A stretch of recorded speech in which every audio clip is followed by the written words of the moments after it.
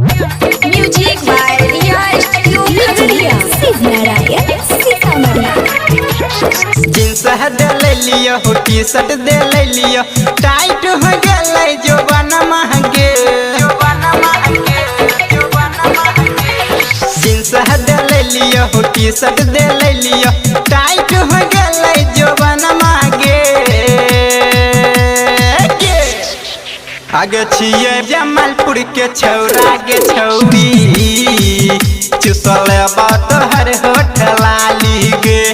छिए जमालपुर के छौरा गे छौरी चुसल बात हर होठलाली गे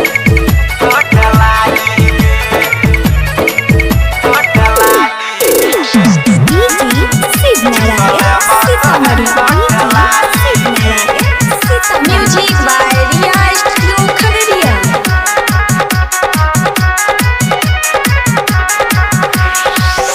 नथिया दिलियो हो तोरा दिलियो कनबाली अरे मांग बीत देबो तोरा होठलाली नथिया दिलियो हो तोरा दिलियो कनबाली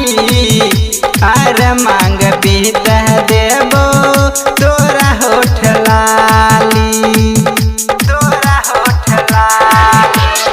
राइटर दीपक संजय बिहारी दोनों बजल के ताली गे आगे छिए हम गोगरी के छौरा गे छौरी चुसल बात हर होठलाली गे छिए हम सिसवा के छौरा गे छौरी चुसल बात हर होठलाली गे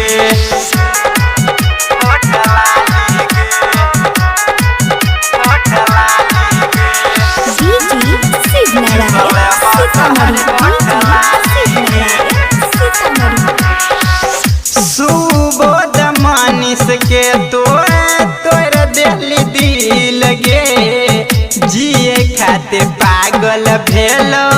धीरज के मोसकी लगे सुबोध मानिस के तोर दिल्ली दिल गे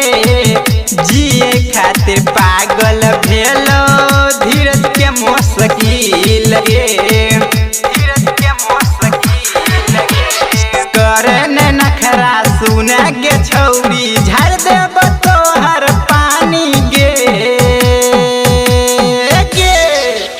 आगे छिए महिषकुट के छौरा गे छौरी चुसल बात हर होठलाली गे छिए जमालपुर के छौरा गे छौरी चुसल बात हर होठ